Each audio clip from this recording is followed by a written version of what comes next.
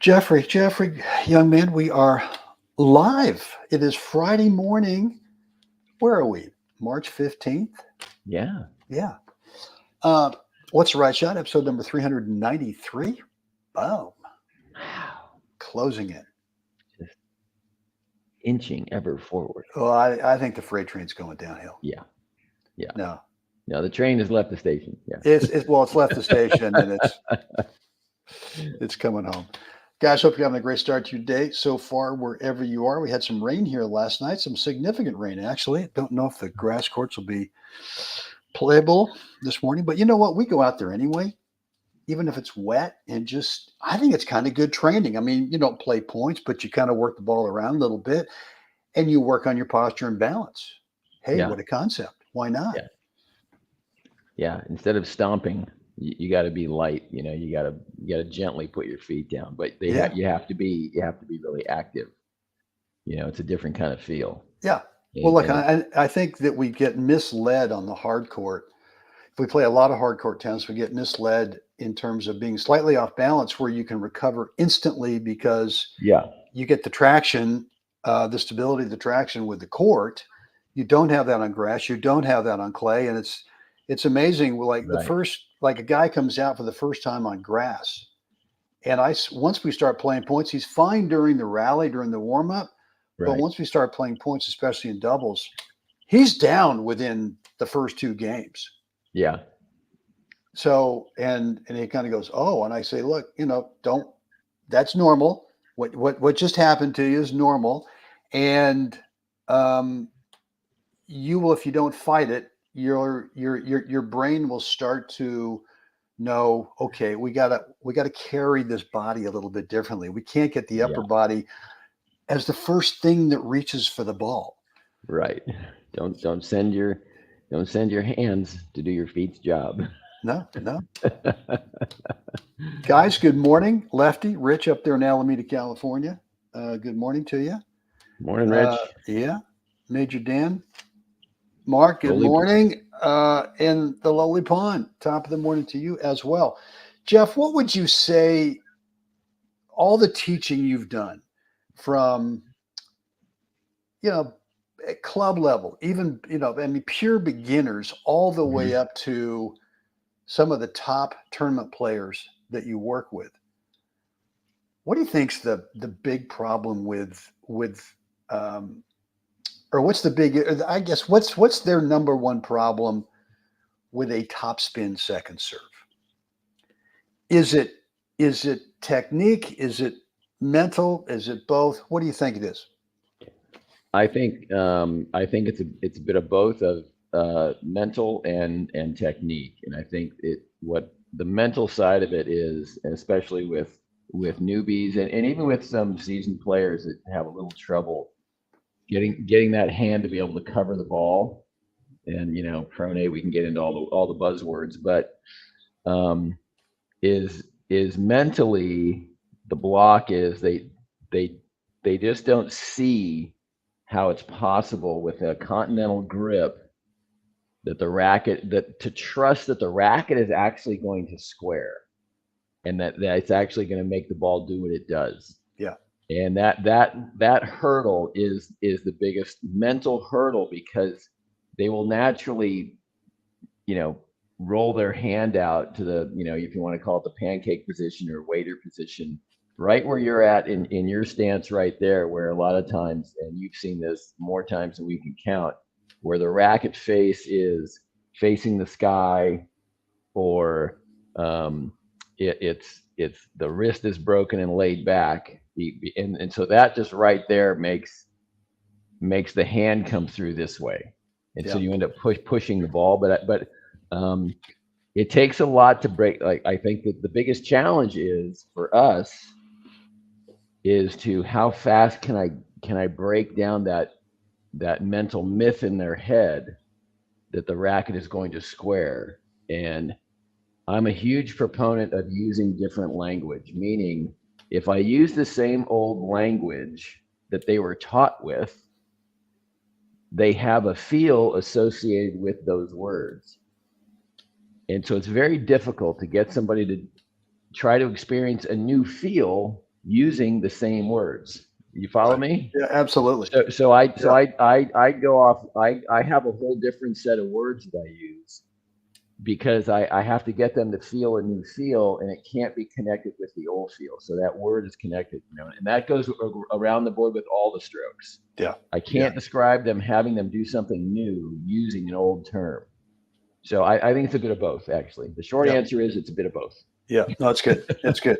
Well, and I think too, once you get in the match, that if you haven't really figured this out, if you haven't worked through it, whether it's, and you're exactly right. I mean, the messaging as to how to do this thing is all over the map. And so, and a lot of teaching pros, I think, can't demonstrate it in a way that a lot of students actually can relate to it. So to me, it's then it gets into, okay, well, I can't really figure this out. So the swing speed goes really so much slower after missing that first serve because, number one, they don't want a double fault. They just don't want a double fault. And then, but there's that voice going, okay, fine. We'll go ahead and pancake this thing in there. But guess what? It's going to sit up on a platter, just a fat sitter for that returner. And that's not going to be good. That's not going to be good either.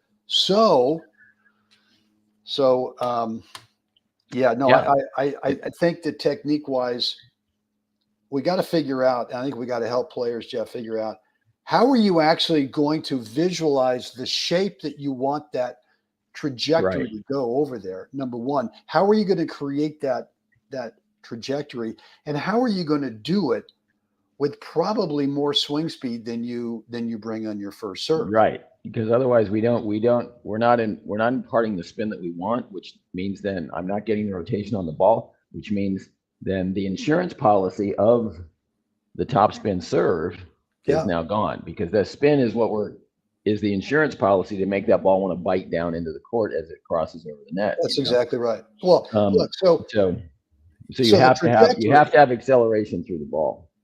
Well, that's right. I mean, you can pancake the start of the trajectory. Yeah. But it doesn't have the curve factor, doesn't have the physics of the spin. The ball is no longer working for you. That's right. That's right. So I tend to breach through that by getting I go short grip, so I make them hold the racket up at the very top of the grip, up by the and with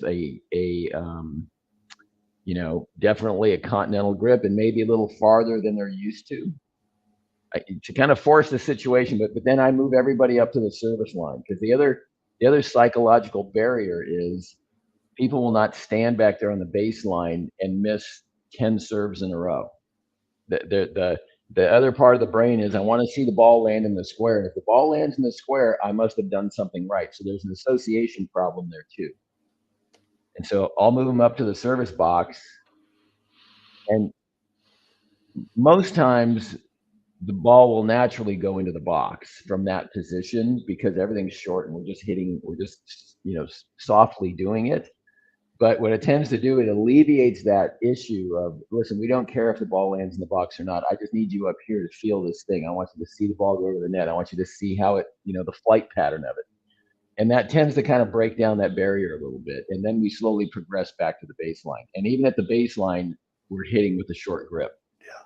Well, I think there's no question that once you stop talking words, and once someone gets the feeling, that feeling of how does the racket move against the ball? How does it do that and get that upspin? McLennan always talked about, he just said, stop talking about topspin. Just talk about upspin. The ball, you want to make the ball rotate a certain direction. Right. And I would even say this too on that, is that even 5-0s and such, if we're making this transition and trying to clean things up a little bit, I'm a huge stickler for saying you have to watch the ball in its flight pattern. I need you to tell me whether you thought that ball had the spin on it or not, because that becomes then feel association. like what is going on, and many players, definitely at the club level. Oh, that felt pretty good. It looked good. It went in, and the ball had nothing to do with upspin, rotation, zero on it. And maybe they hit it. It was a decent serve, but it definitely wasn't what we're looking for. And that's why I go, okay, listen, I need you to tell me after you hit this, what direction was the ball spinning? Yeah. And many are just oblivious to it because they've never actually tracked that idea, So that's a big help too when they start actually tracking the ball. Is it doing what I'm intending on? Yeah. Lowly Pond, up 40-11 or 40-15 is a good time to practice a more aggressive second serve. I would say the word practice in there ought to be reserved for practice. Yeah. As opposed to in the match. So, if practice set. If it's a practice set, yeah. Okay, that's fine. That's fine. But I think in the real deal match, so next week, look, I said you guys this week, I've just been swamped this week with just BNP has sucked time away from me and some other things are going on. So, but next week, I want to help you fix this issue that Jeff and I are talking about, because there's no reason that all of us shouldn't have, at worst case, a high bouncing topspin serve. Whether it's a first serve or a second serve, it doesn't really matter. But, and for me, Jeff, the difference between the first serve and second serve is simply my first serve has a little bit lower trajectory. Right. It still has spin. It's all, I mean, the mechanics are all the same. It just doesn't have as high a trajectory. So I get the same bounce.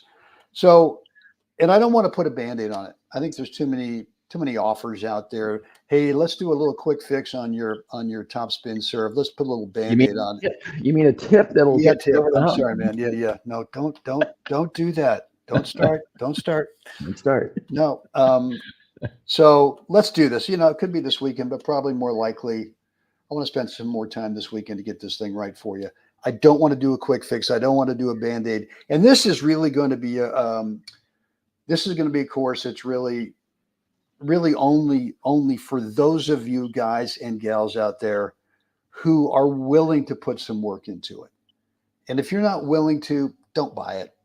Don't do it, because last thing I want is for someone to buy the course and number one, hey, I didn't get the quick fix, well, I want my money back. Okay.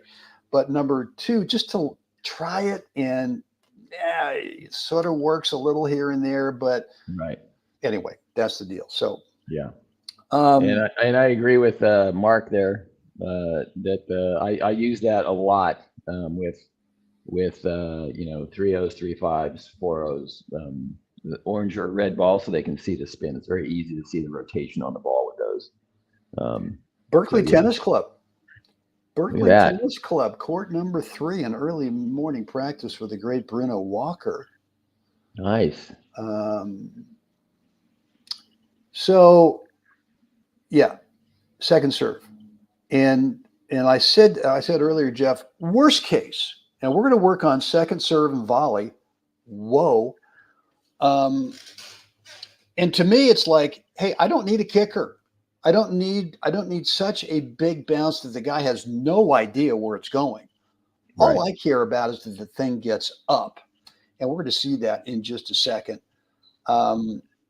Look, guys, if you have not taken a look at my mindset skills training course, you got to do it. After today's episode, again, if you haven't, What's the Right Shot episode, if you haven't done it, down below in the description area, there's a link. We'll take you over to it.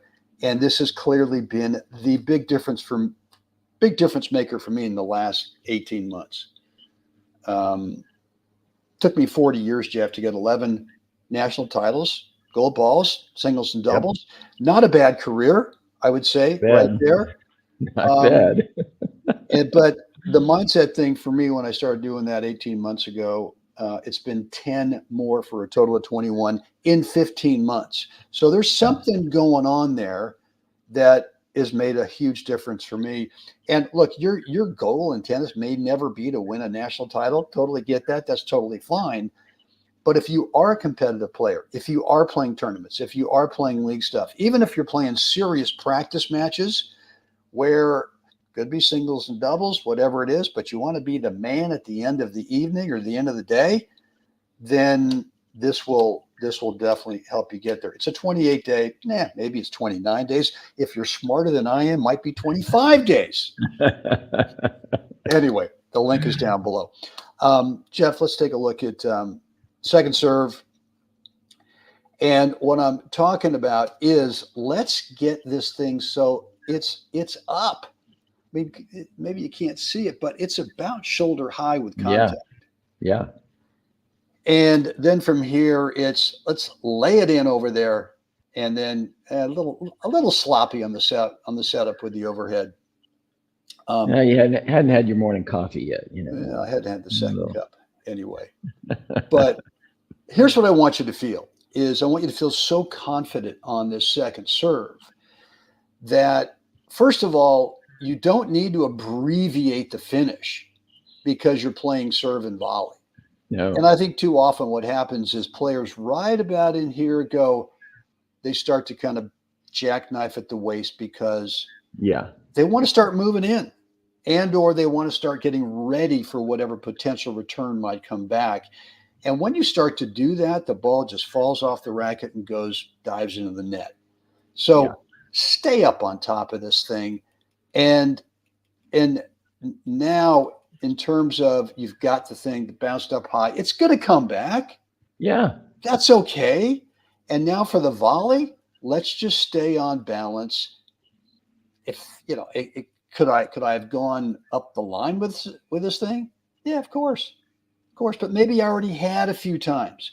Maybe that was the play. Maybe something else. And now I've just decided let's take it back cross court. Here's the key on this transitional volley.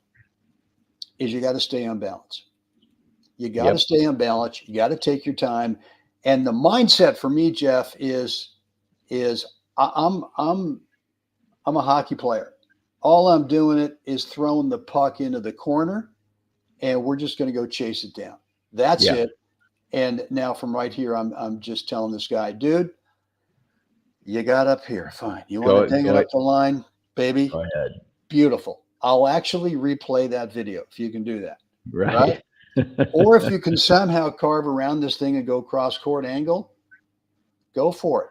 The better shot here would be, I think, what he does, which is he just throws up the lob. So it's just short enough. So there you have it. Piece of cake. Pretty much. Yeah, I think I use the the kicker or the topspin serve as a first serve often, especially who was it? Lowly Pond said practice 40 love. Yeah, I like to throw it in at 30 love, because I like that little. Now I've changed it. It's that little edge. I get an extra step in, and it's just I like it in that point in the game, playing the scoreboard a little bit. So it's just it's a great tool to have in your box, that you can do this thing, slow things down, and not get caught up into thinking I need to hit, it's 40 love, I should hit my big big cannon right now to try and get out of the game. No, just throw it in there and make the guy touch the ball. You're the one who's up 40 love, right? Make the guy touch the ball. That's how you got there. Yeah, that's good. That's good. I think the other thing too here, guys, is that on this serve, I think I'd say another problem that I hear from time to time is this racket drop down the back doesn't happen. Yeah. And it's pretty much, at least for me, it's a function of like when I get set up right here for a serve, Jeff, I'm just thinking I've got my target, so that's done. Shot choice is now eliminated. But I think one of the cues that I go is that if I really got a relaxed grip. Yeah. I mean, I'm really conscious of that. And because I realize that if I don't, I've got to, because you got to make sure that with a relaxed grip, this will happen by itself. Yeah. And Yeah. then from The here, body mechanics, if we can get out of the way, tend to function the way we want them to, and yeah, tend to function according to what the task is. Right? If the net was 3 feet higher, our stroke swing path might be a little different. I mean, you know what I mean? How we actually create shots and everything might be, it would look differently because the task is different. So I know that sounds a little silly, but it is what it is. So when you don't have a shot selection, or if you don't have a target picked out, it's very difficult then for your body to naturally produce what you want to have happen. You've got to have a target, because where the ball is, if you're hitting a serve here, you got to have a target. I know when I'm doing this, where you're at right here, and I'm thinking, kicker out wide, I'm looking to have my ball land. Worst case scenario, I know it's not worst case, but minimum right in the corner, so that he's going to be hitting that ball from somewhere in the doubles alley. If I'm really on it that day, I can draw the ball up the line a little bit, 2-3 feet up from the corner. Now I know he's out in the red, actually making contact with the ball. And this stuff just takes, you got to hit reps. You got to hit reps and reps and reps, and become so confident and trust that the freer you allow it, the more racket acceleration you allow it, the more you can trust it. And that's counterproductive to the way most people in their mind go about the second serve. I agree. All right, well, good. So on balance, receive it, move against it a little bit. You kind of killed two birds with one stone here in terms of, we're thinking shot choice. Where do I want the ball to land over there? And where do I want to move to next as I'm playing the shot? Yeah. And you're just forcing the guy to pass you. That's all. You're not trying to hit a winner. I assume on this volley, Jeff, that you're gonna hit another ball. I gotta hit another ball. And gosh darn it, that seems to be okay. I don't need to. This is even, maybe a little bit better than I intended. Right. So I'll take it. All right, guys. Well, look, I hope this has been helpful today. If you like today's episode, please click that like button. Be sure you subscribe to the channel, and I'll always click that notification bell if you haven't already done so. Guys, I've got a student in town this week. We have our second session today, Jeff. Cool. And then another one on Monday. So if you want to get some private one-on-one coaching with me, there's two ways we can do it. We can do it on the court. You want to travel here? We'll work something out in terms of what I like to do is a 3-day session. We do 2 hours a day. I get someone out here who you've probably never played against before. And I'd like to see some problem solving starting from the first day. Yeah. And so it's a 2-hour session. I don't really say anything for the first 30 minutes. I just, we have a good lather warm up, make sure everyone's good and greased up and ready to go. And then we play some points. And I just like to see, what are your instinctive shot choices, and what are your instinctive court positions based on those shot choices. And from there, what we probably find out is that, look, technique wise, you're good. There's not a lot of work that we need to do on cleaning up swing tech. Maybe, as Mr. Stowe got with me once, said, the little flare up on top, man, we don't really need that crap. Yeah. Okay. Just stop it. Yeah. But no, just stop it. But I'm thinking, there's the gate. It's your choice. You can stop it, or you can get in the car. All right, I'll stop it. And that was a moment. That was a moment of clarity for you. Oh man. Well, I just knew. I said, wait a minute, this guy's got more credibility than 98% of the guys out. Anyway, so I said, fine, whatever you tell me, I'll do. But what we discover is that really it's more about shot choice, and it's more about court positioning. And once you nail those things, fine and dandy, we might be able to clean up a little again, it's probably paring away unneeded swing tech than it is adding. But if you want to get together with me on that, just shoot me an email, brent@webtennis.com. We can arrange that. And or we can do some online video conference training. You send me a video, we take a look at it, and we can do the same thing. There's a lot of work we can do with video analysis, not only with the swing tech, but also with court positioning and shot choice and that stuff. If you want to pursue it and take a look at it, again, brent@webtennis.com. What we'll do is schedule a free 15-minute video conference call, and you're going to tell me where your game's at right now and where you want to go. And I'm going to tell you, well, I think I can bridge that gap between those two places. Here's what I got to offer you. You can decide if it might be a good fit for you or not. Jeffrey, that's it for me today. Any parting words of wisdom before we get going on Friday and get ready for the weekend? You got to do the work. Oh, God dang. You got to do the my mind-numbing. You got to do the mind-numbing repetitions. Love it. That's just the deal. Reality. Yeah. Guys, thanks for hanging out with us today. Appreciate it. I hope you have a lot of good tennis scheduled for today and this weekend. And in the meantime, it's time we got to get out there. We got to help some other human being have a great day. Guys, see you again next time.